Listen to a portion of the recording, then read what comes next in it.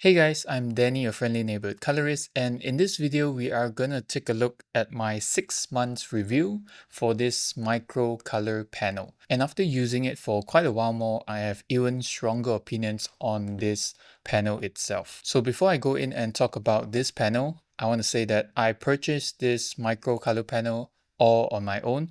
It is not given to me by Blackmagic Design or anything. So I'm just trying to give my most honest opinion on what this panel is and who is it for, because this panel is made for a very specific niche of users that needs a lighter and also more functional panel to bring around. And I'm sure that Blackmagic Design made this panel for a different market segment other than the professional users. So this panel is meant for casual colorists and also some traveling content creators. Because if we look at the build of this panel, which is mostly made of plastic, comparing to the older micro panel and also the advanced panel, which are made from metal, those are super heavy and it's not meant for you to be carrying around.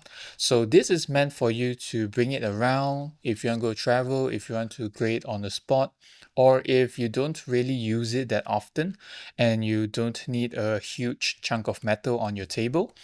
But if you are a professional who's using it every day and you don't mind this panel sitting on your table with a more solid and it doesn't wobble around like crazy, then the older metal panels are definitely for you as a professional user.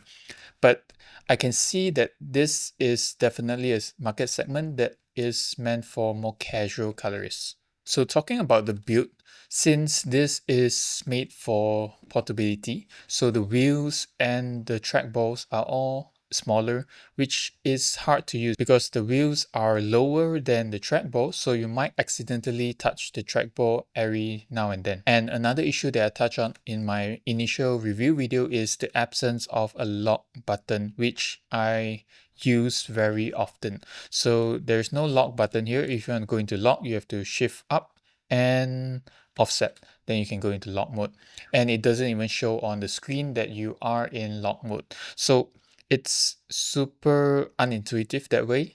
I think Blackmagic Design can correct this very easily, but let's see when the new update comes. And another issue relating to the compatibility of this is that the knobs are too short and they're too tight together. So if I put two fingers here, you can see that it's just nice. It doesn't have any extra space between the knobs, so it's very tight together when you're trying to twist the knobs. And with this new panel, you will notice that there are a lot more buttons or keys compared to the older micro panel.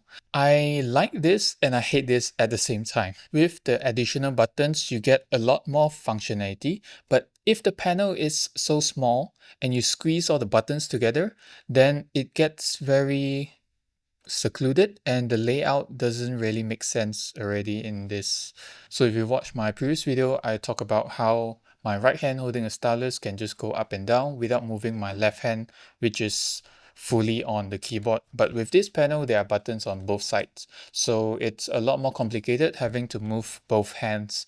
So you have to have additional time to get used to that. And in addition to adding more buttons, they also added a shift up and shift down for each and every button. So every button has three functions: the one that is labeled, the one that is shift up, and the one that is shift down. You can see that there's so many buttons over here, and then you have to remember the shift up and shift down function of each of the buttons. So that's a lot of work and a lot of time to getting used to it.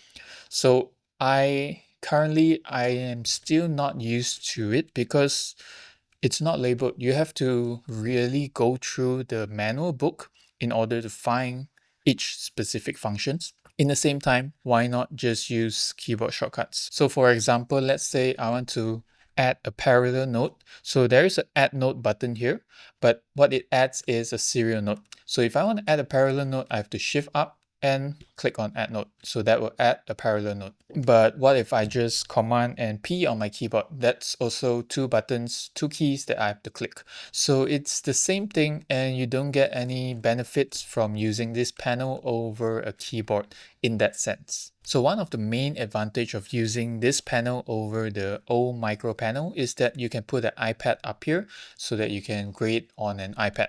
So that is for iPad colorists. If you're an iPad colorist, then this is definitely the panel for you.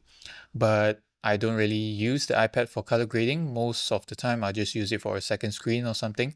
So it's not really for professional use, like I said. It's more for casual and also traveling content creators who use DaVinci Resolve on their iPad. But if you're not a full-time working colorist, this might be a good start because the price is not that expensive. Compared is almost like half of the price of the micro panel, and this is a very good start for you to get familiar with using a control panel with the DaVinci Resolve software. So that's about my opinion on this micro color panel.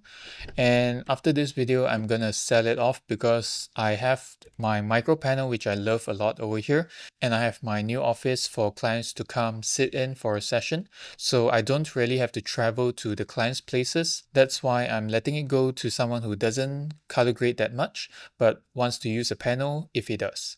And that's my opinion for this panel. So I hope you enjoyed this video. I'll see you guys in the next one. Bye bye.